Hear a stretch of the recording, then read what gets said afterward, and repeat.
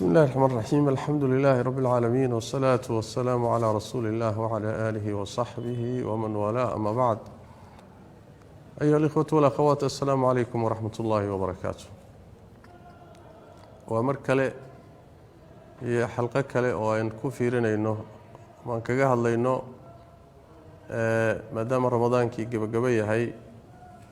صلاة عيد هي سيدي لو تكن له صلاة عيد طبعا وين نقانا وين تكنشرني ولا إسلا تكنشري dadkuna inta badan maadaama salaad cibaadadu ay soo noqnoqotay inta badan way yaqaanaan oo way garanayaan laakiin waxa keenay hadda inaynu waxoogaa isdul taagno arintan duruuftii lagu tukan jiray ayaa wax badani caalamka intiisa badan iska ka gedisan tahay waqtigan hadda aan joogno caalamkii inta badan kala xidhan masaajidii xidhan goobihii caamka oo la isugu iimaan karin marka sidee loo tukanayaa salaadii ciida duruuftan xanuunkan uu keenay coronavirus-ka dadkii noloshoodii kala xidhay dad badan isu iimaan karaynin sidii loo tukan lahaa ayaan jeclahay insha Allah taala inaan wax yar ka tilmaamo qodobka koobaad aan jeclahay inaan tilmaamo waxa weeye salaada ciidu nabigeena sallallahu alayhi wa alihi wasallam baa jideeyay noloshiisana nabigu kama tagin sallallahu alayhi wasallam intii la jideeyay wuu tukan jiray nabigu sallallahu alayhi wasallam ummadana wuxuu amray inay u soo baxaan oo xataa la soo saaro dumarka gabdhaha aan wali guursanin guryaha kamayna bixi jirin xataa gabdhaha in la soo saaro in xataa la soo saaro dumarka caadada qaba in xataa banaanka ay u soo baxaan oo ay ka qayb galaan ciida ka qayb galaan ducada muslimiinta ka qayb galaan salaada iyagu ma tukanayaan nabigu sallallahu alayhi wasallam marka aad buu ugu dadaali jiray sallallahu alayhi wasallam salaada ciida mudnaan khaasa ayaa la siin jiray ciidan marka ciidul fitriga ramadaanka dhamaadkiisa gasha waxay ka mid tahay labada ciidood ee waaweyn ee muslimiintu leeyihiin tan waa ciidul fitriga midda xajka muxuu ahay dhexdiisa ana waa ciidul adha taa dambaana weyn labadooda ciidul adha labadooda weyn tanna ciidul fitri way labadooduba cibaado weyn oo cibaadaadka kamida ayay ama ku dhex jirtaa ama ka dambaysaa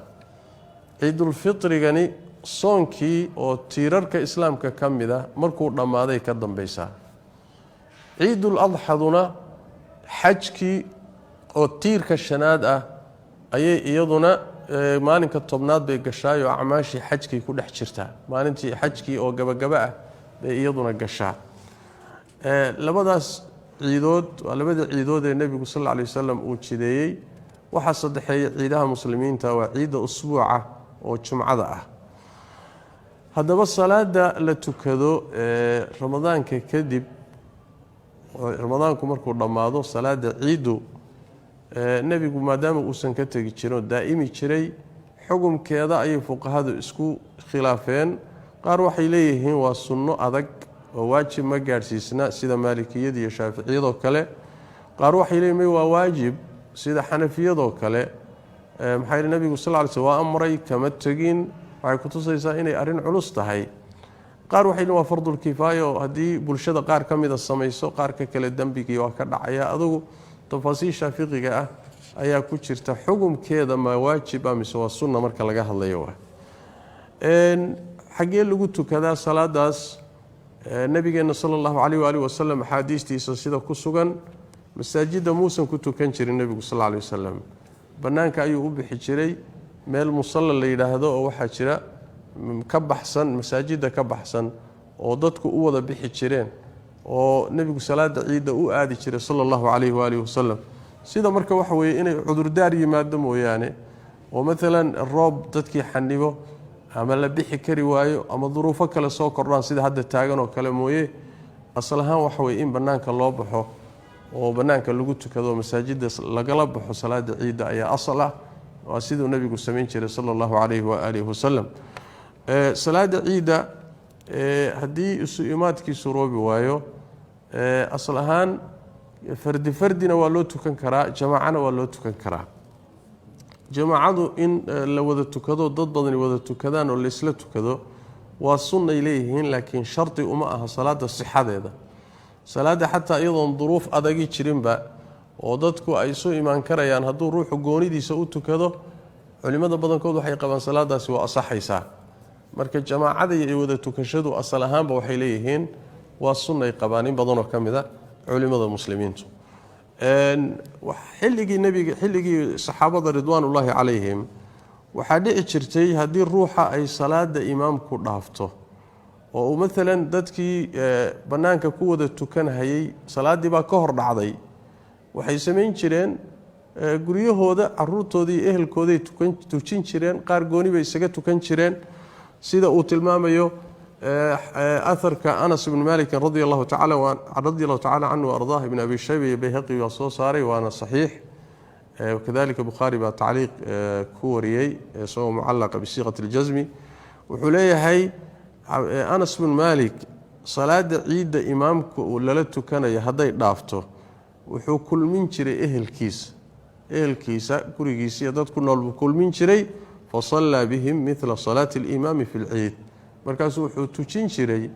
salaadii uu imaamku ciida ku banaanka ku tukaday mid lamida ayuu ehelkiisa iyo dadka gurigiisa tujin jiray Anas ibn Malik khaadimkii nabiga sallallahu alayhi wa alihi wa sallam marka taa waxaynu ka qaadanaynaa duruuftan hadda taagan xanuunkan uu keenay dadkii la kala xidhay ee guryaha lagu xareysan yahay ee aan meel banaan la isugu imaan karin ayadoo naftii bini aadamka iyo caafimaadkii loo baqayo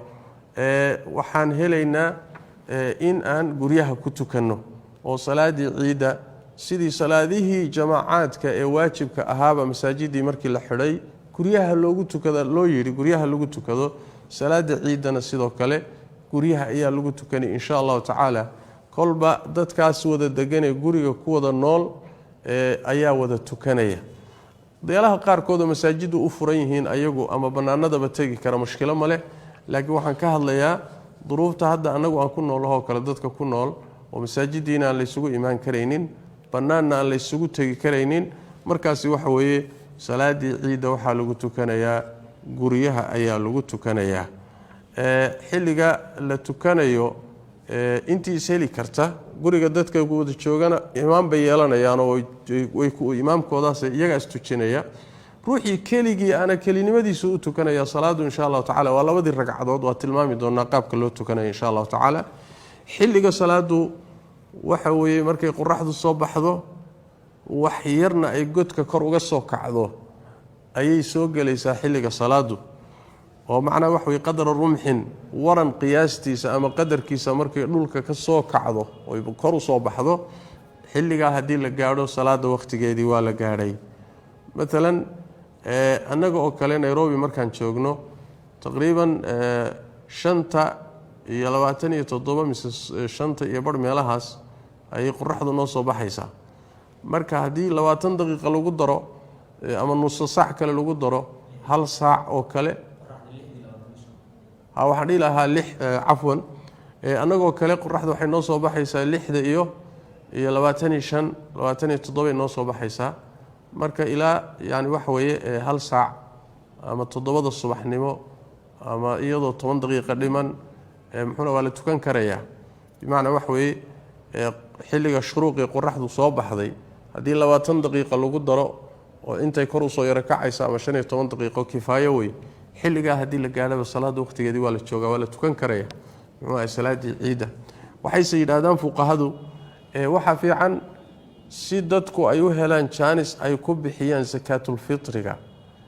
in salaada waxoogaa dib loo dhigo salaada ciidul fitriga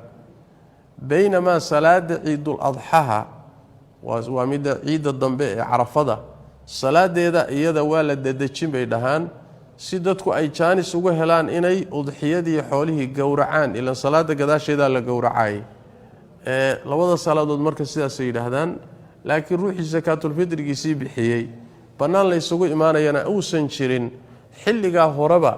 hadayba qorraxdu soo baxdo wax yarna kor u soo kacdo salaadiisa uu iska tukani muxuu waqtigii waa la jooga waqtigeedu waa waqtigaas weey macna salaada ciida ama ha noqoto midda carafo ama middan ciidul fitriga soon ka dambaysa ha noqoto salaadeeda labada salaadood isku qaab baa loo tukada salaada ciidu waa isku qaabka loo tukanayaan waa sidan soo socoto maadaama dad fara badan laga yaabo inay muxuu ahaayey imaamka markay la tukanayaan mooye keligood hadday tukanayaan laga yaabo qaabkii loo tukan lahaa inay waxoogaa ay garan waayaan baa dhici karaysa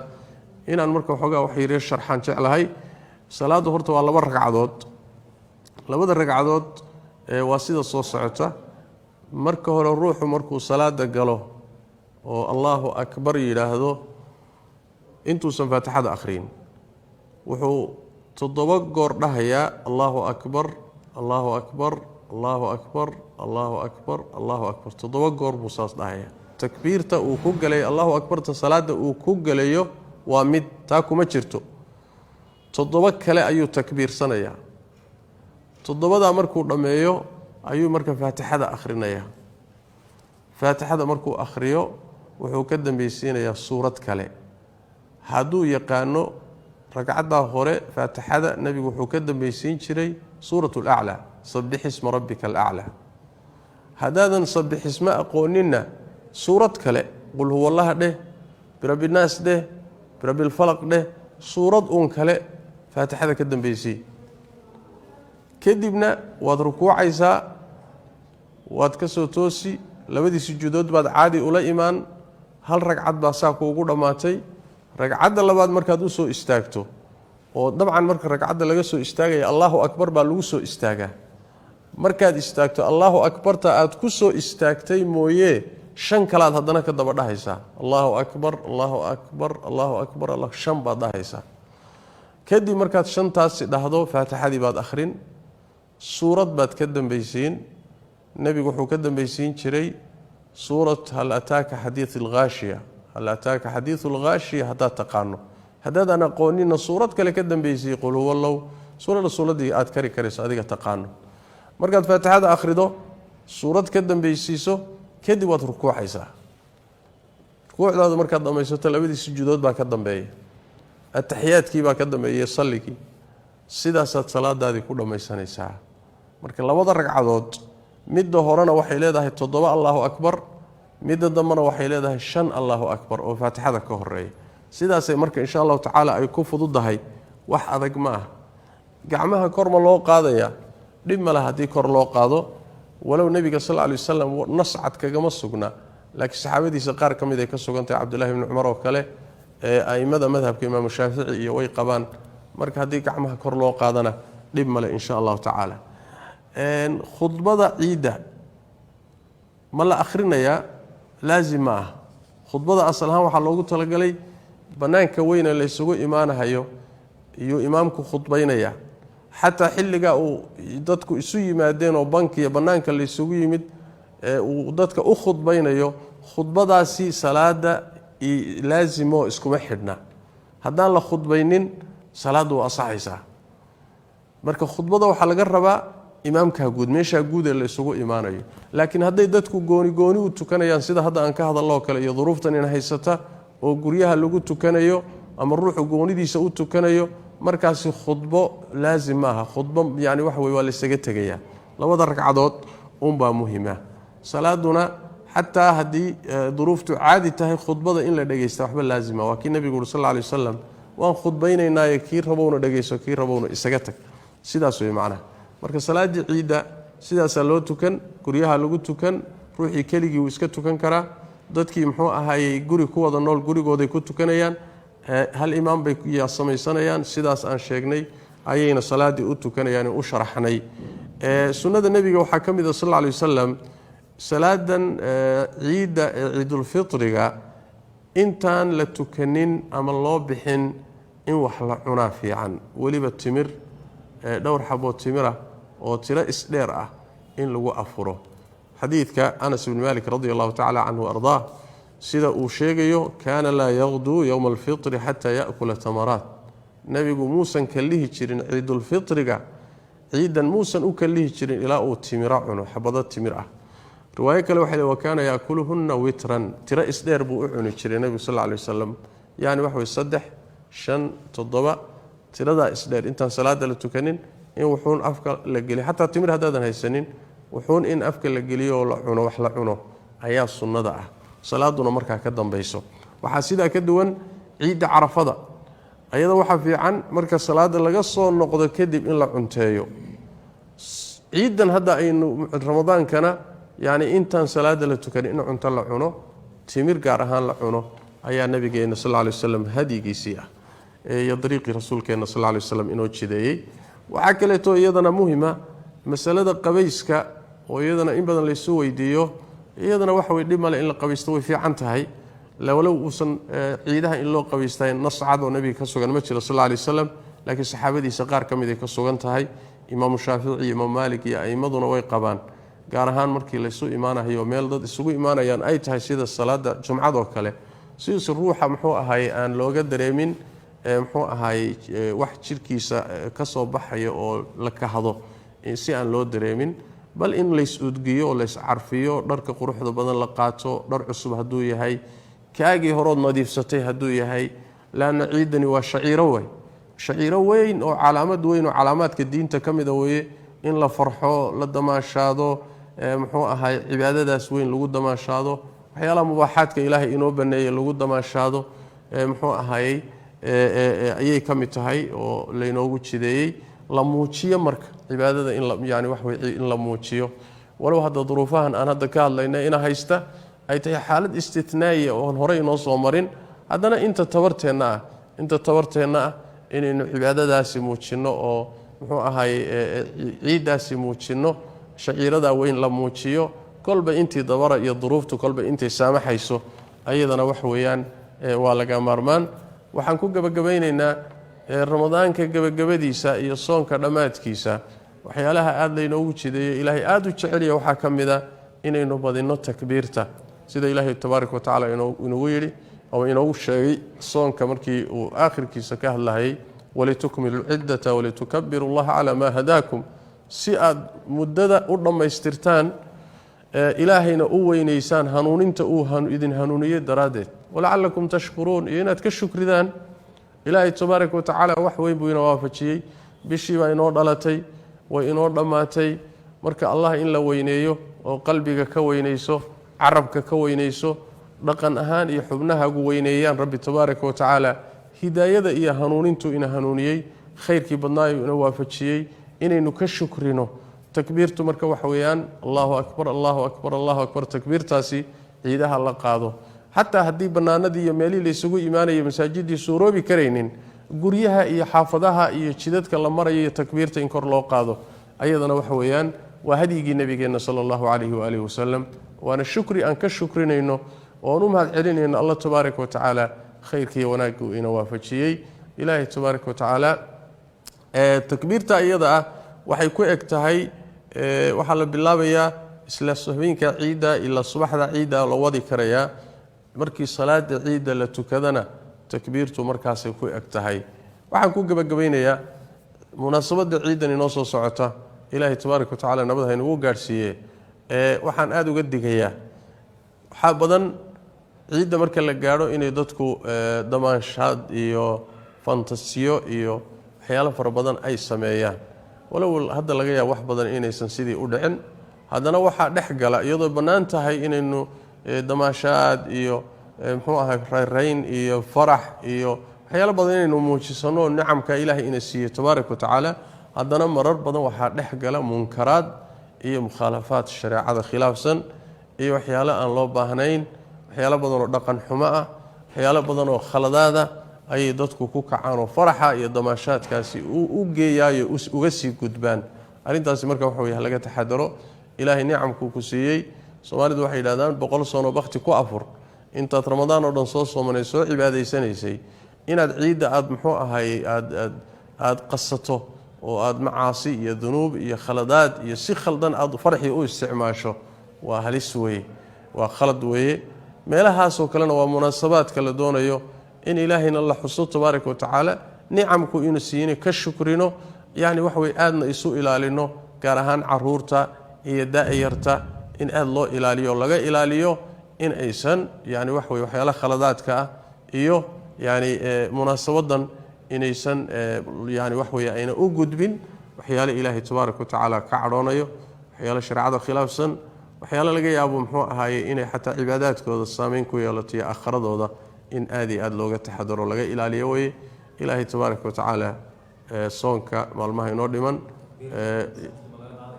ya takbiirta masaajida inay ka baxdo way fiican tahay masaajida laga takbiirsado Allahu akbar laga yiraahdo waxay ka mid tahay mikrofoonadaasi maadaama hadda nidaam diidayna uusan jirin shaciirada iyo kor loo qaadayna ay ka mid tahay sida aadaanka hadda masaajida looga aadaamo in takbiirta laga qaado mikrofoonada aaday u fiican tahay waxay ka mid tahay walitukabbiru allaha ala ma hadakum takbiirti shaciirada la cilaaminay bay ka mid tahay marka bisha waqti yar in waqtiga inoo laaban ilaahay nabad ha inoogu dhameeyo ilaahayna tabaaraka wa tacaala cibaadadii iyo acmaashii iyo khayraadkii aan samaynay ilaahay haynaga aqbalo qabuulka ayaa muhiima ilaahay hayna aqbalo oo ilaahay tabaaraka wa tacaala ha inoogu dambi dhaafo wallahu tabaaraka wa tacaala cibaadaadka kale ka dambeeya degarasoonka iyo salaada ciideen hadda ka hadlaynayna ilaahay sidoo kale ha inoo fududeeyo hana inaga aqbalo الله تبارك وتعالى في ختام هذه الجلسة وحويدي سنة يا رمضان كجبدي سبا إن الله تبارك وتعالى مصيبة إن وهب ستي إن الله تبارك وتعالى إن قاضه وإله تبارك وتعالى عافمات إنه بدله إله تبارك وتعالى أنت لمتي إنه نحرسته أنت شرًا عافمات كودي وين إله تبارك وتعالى عافمات كودي أسوأ عليه إننا إله تبارك وتعالى إن قبض باديو هذا وبالله التوفيق وصلى الله وسلم وبارك على نبينا محمد وعلى اله وصحبه وسلم